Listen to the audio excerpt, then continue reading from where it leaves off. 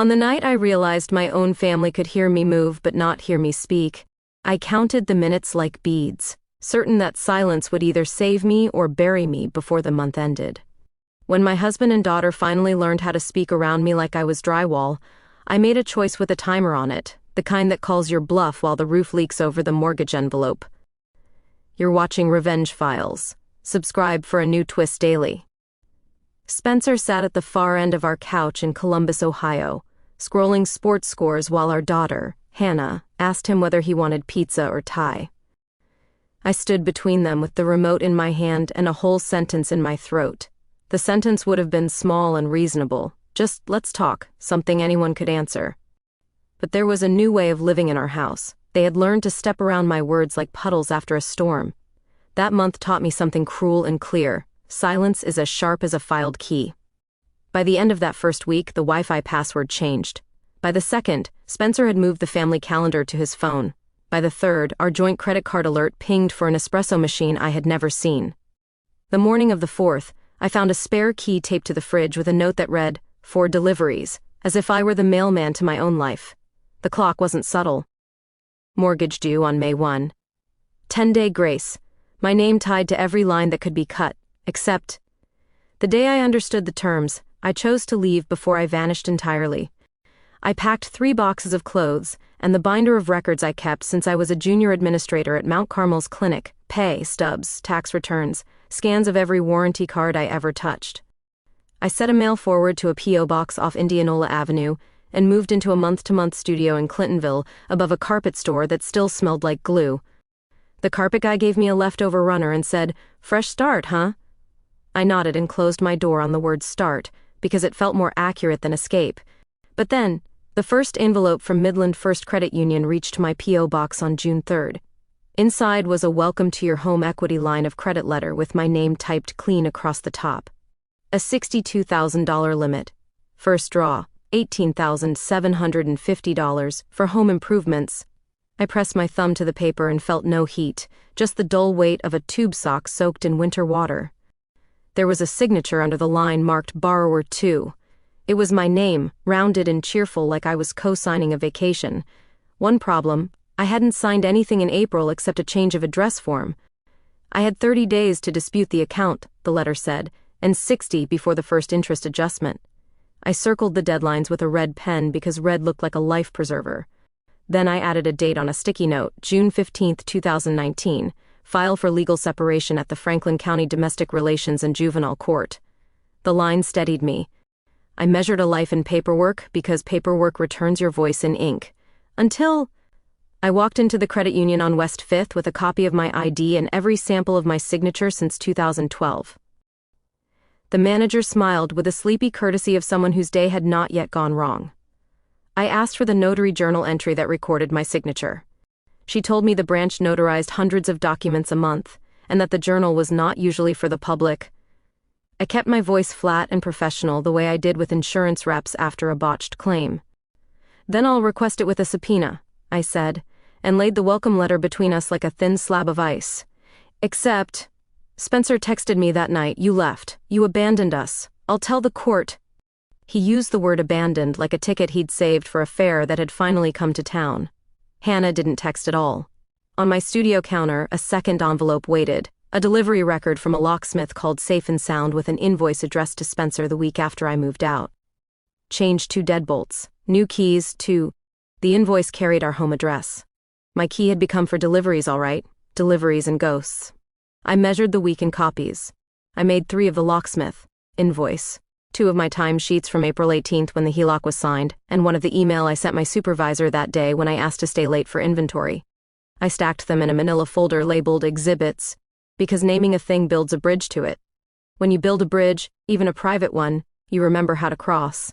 But then, Franklin County's Legal Resource Center assigned me a volunteer attorney to help draft my filings. Her name was Renee, and she wore her hair in a no-nonsense bob that made her look like she hated nonsense even on weekends. "We'll get a temporary restraining order on the house," she said, sliding a form toward me.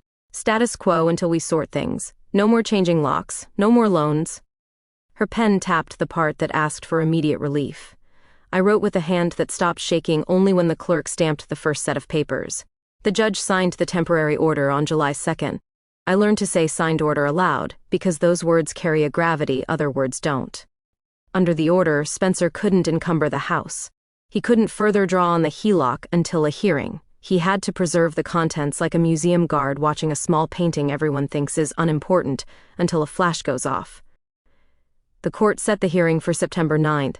I held the date in my mouth like a sugar cube that never dissolved. Until I pulled the notary journal anyway.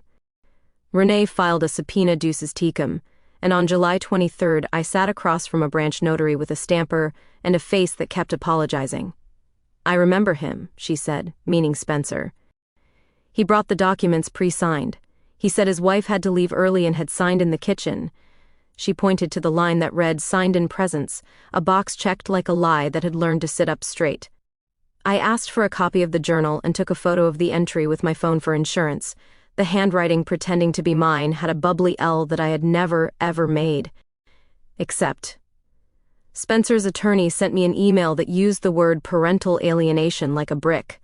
"Our client is concerned that you are undermining Hannah's relationship with him," it said, as if leaving a room could erase a father. I archived the email and added it to exhibits. I added every text, every delivery note, every bank alert that bloomed like a bruise. Documentation is not romantic work. It is sawdust at the base of a new frame. I met Hannah once in August, at a coffee shop off North High. She ordered something sweet and complicated and stared into the cup like it might tell her who to choose. "Mom, why didn't you fight before you left?" she asked, and it wobbled me because she was right. I had gone quiet too long. "Because talking turned into quicksand," I said. "And I forgot where the edges were." She nodded and tucked her hair behind her ear with small, nervous fingers that used to hold my thumb when we crossed streets. But then, a neighbor texted me a video from his doorbell camera. The file came labeled Tuesday night. In the grainy clip, I watched Spencer and his sister step through our front porch light with new deadbolts and laugh at something I couldn't hear. They propped open the door while the locksmith drilled, then floated between kitchen and garage hauling bags to the curb. I counted 2 boxes with labels in my handwriting, December ornaments and photos. The letter from Safe and Sound had not been a clerical hiccup, it had been a plan. Except, Renee added the video to exhibits and asked me a question that changed everything. "What were you doing on April 18th at noon?" she asked. I pulled my timesheet. I had clocked in at 7:58 a.m. and clocked out at 6:11 p.m. "Any lunch break?" "I ate at my desk," I said, and remembered the soup cup that had tipped, staining the inside of my purse. "We'll get your parking garage records," she said, "and your badge swipes. We'll put you in the building at the minute you signed a loan across town." I filed a fraud affidavit with the county recorder on August 20th. It felt like signing my name to a version of myself that had lungs again. The recorder's office told me the bank would have a chance to respond. Meanwhile, the temporary order held. I slept through one entire night for the first time since the note on the fridge. New silence is different. It is air, not ice. But then, Spencer showed up in the clinic's parking lot the following week. He leaned against his truck and waited by the exit like a teenage boy after football practice. "Come home," he said when I reached him. "Be reasonable. We can undo this." "Undo what?" I asked, and watched his eyes flicker toward the thought he couldn't say aloud. He wore the same cologne he'd worn since we were 25. It smelled tired on him now, like breath mints past their date, except 2 days later, a padded envelope arrived at my P.O. box with no return address. Inside was a bound stack of printed emails between Spencer and a contractor. The subject line read, "Basement Studio, ASAP for appraisal." My name appeared twice, attached to the word "won't notice." The emails were time-stamped. During that month, he and Hannah stopped speaking to me. The contractor's bid matched the first draw on the HELOC. The sender had used a Gmail address that ended in numbers I didn't recognize. I checked the thread 3 times and then I did the only thing that made sense. I printed it and brought it to Renee. We filed an amended motion to preserve assets on August 29th and served the bank a copy of the fraud affidavit. The bank's lawyer wore a tie the color of caution tape when he sat across from us at the pre-hearing conference. "We're neutral," he said. "We just want to ensure the collateral is protected." "The collateral is my mother's dishes and a porch light I paid for," I said before I could stop myself. Renee touched my sleeve. "And her signature," she added. The lawyer wrote something in a notebook and didn't meet my eyes until September 9th arrived like a storm that had been visible all summer from a porch where you have no umbrella. The domestic relations courtroom looked like every government room I have ever entered: brown wood, humming vents, and that chalky paint that eats light.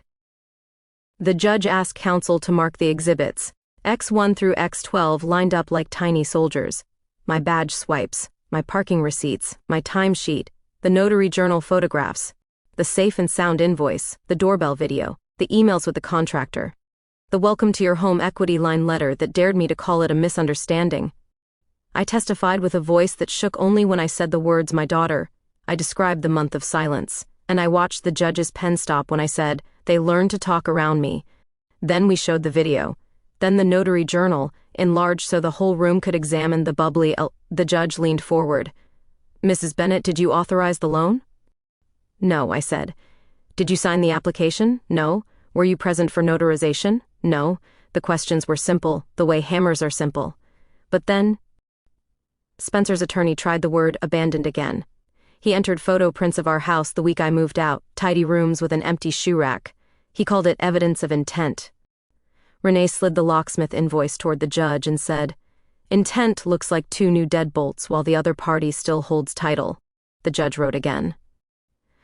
The bank's attorney coughed into his hand and asked a question about wind-down arrangements, as if marriage were a retail store after Christmas.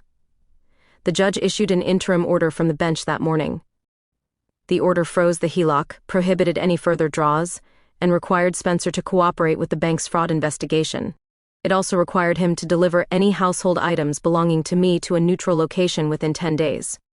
Failure would incur a $500 per day sanction. The judge set a final hearing for December 12 and told the bank to produce the original loan application and audio of any verification calls. Except, the mid-roll surprise came in October, as if my life had decided it too needed a midpoint twist to keep viewers from clicking away. An email from the notary arrived in Renee's inbox with a subject line, "No attorney dislikes, correction to prior statement." In it, the notary admitted she had notarized my signature without me present because Spencer told her I was on a tight schedule. She attached a scan of her April daybook and, more importantly, the bank's internal note she'd been copied on. The note recorded that the loan officer completed verbal verification with Laura B. at workline ending 14, my clinic's phone numbers ended in 09 and 32. The note was either wrong or a fiction. Renee requested the bank's call log and any recording, until we received the audio the week before Thanksgiving. A woman answered the phone and said she was me. Her voice was brighter than mine and had the rushed calm people use when they're lying to a friend. The caller ID in the bank's log traced not to the clinic, but to a disposable cellular number purchased 2 days earlier at a strip mall near our house. The strip mall contained a discount phone store, a vape shop, and the pizza place Hannah had begged for that month. Spencer's attorney asked for a continuance. The judge said no and underlined something on her calendar. The December 12 hearing felt colder even though the heating vents clicked the same way as September. Renee arranged our exhibits in a clean row. Spencer wore a suit he hadn't fit into since our 10th anniversary. He looked at his hands when the bank's attorney announced they would be rescinding the HELOC and submitting a correction to the recorder. "We offer no defense to Mrs. Bennett's affidavit," the attorney said. The judge turned to me. "Any further relief requested?" Renee was ready. "We asked for attorney's fees related to the fraud, reimbursement to the 529 college account for withdrawals Spencer had made without consent, and a hold harmless clause against any lender seeking repayment on forged debt. We asked that Spencer refinance the residence solely in his name within 30 days, or list it for sale within 45. We asked for 18 months of spousal support at $1,200 a month to stabilize my move. We asked for an order to remove me from any joint lines within 48 hours, with proof of removal filed with the clerk. But then, Spencer spoke. He said the thing people say when they run out of language that helps them. "I made a mistake," he said. "I panicked about money and the house and Hannah's senior year." He did not say "I'm sorry," and I did not wait for it. The judge didn't either. She read the order line by line so there could be no misunderstanding. The court accepted the bank's rescission and ordered it recorded within 7 days. It ordered Spencer to replenish the 529 account by March 1, 2020, in the amount of $23,400. It ordered him to pay my attorney's fees of $6,400 associated with the fraud investigation within 30 days. It ordered spousal support of $1,200 a month for 18 months starting January 1, 2020. It ordered the refinance by January 11th or the listing by January 26. It ordered the return of my personal property to a storage unit off Morse Road by December 20 at 5 p.m. It ordered sanctions of $500 per day for noncompliance on any removal of my name from accounts.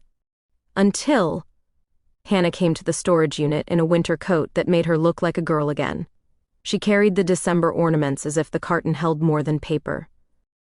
"You okay?" she asked, and I said, "I think so," which was honest and therefore rare for that December. We dug out the stocking with her name in red felt and did the kind of laugh you do when you realize new traditions are just old ones with mercy taped to them. By January 15th, the bank's correction appeared in the county records. The forged deed of trust unwound like a knot on a child's shoe.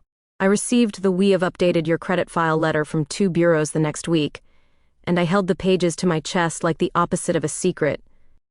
Spencer filed proof of removing my name from the joint credit line on January 17th. He missed the first spousal support payment by 2 days and paid the $1,000 sanction without protest. Money doesn't undo harm, but it weighs enough to pin a paper to the present so it can't slide around. But then, the divorce moved forward with less fire than I expected and more logistics. We divided the retirement account via a QDRO issued February 5. My share came to 42% of a balance, valued at $91,000 as of the separation date. The number looked both small and huge, like any number that tries to quantify a decade of Tuesdays. I set up a solo account at a different credit union and transferred the funds quietly, the way you move a plant from a shaded room to a window. I found work as a bookkeeper at a neighborhood church that paid less but made my shoulders drop an inch the minute I walked in. I rented a 1-bedroom in Grandview with light that slid across the floor like a cat. Hannah came on Sundays sometimes. She talked about a boy who loved maps and the way strawberries always tasted better after you washed them twice. We did our best at a graceful distance. The distance had sharp edges. We sanded them week by week. Except 5 years passed the way water changes a bank, not all at once, not predictably, but inevitably. I learned where Columbus is gentler than it seems and where it is not. I learned the names of the women at the recorder's office and the best time to call a credit bureau if you want a human to answer. I joined a Tuesday night group that read library books and ran late in the summer when the air decided everything was kind for a few hours. In late August of the 5th year, my phone buzzed with a number I had not deleted but had stopped watching. Spencer asked how I was, and then he did a thing I truly did not expect. He asked me to attend Hannah's wedding. "She wants you there," he said. "I want you there too." I stood by my window and looked at the grocery across the street, at a man wheeling a cart with a child riding the bar. "Where?" I asked, because the geography of these invites matters. "The chapel at the North Bank," he said. "September 14, until..." I told my reflection the truth. I said I didn't know what to expect, and that expectations had been my most reliable saboteur. I bought a navy dress that didn't apologize for existing and black shoes that knew how to stand for hours without complaint. I wrapped a gift that looked small and was not. A book of letters I had written Hannah across 5 silent seasons, each one starting when you are ready to read this. I packed tissues because I was, despite everything, my mother's daughter. I arrived at the chapel 15 minutes early because being early has always felt like a bargain I can keep with myself. The river brightened the brick and glass outside.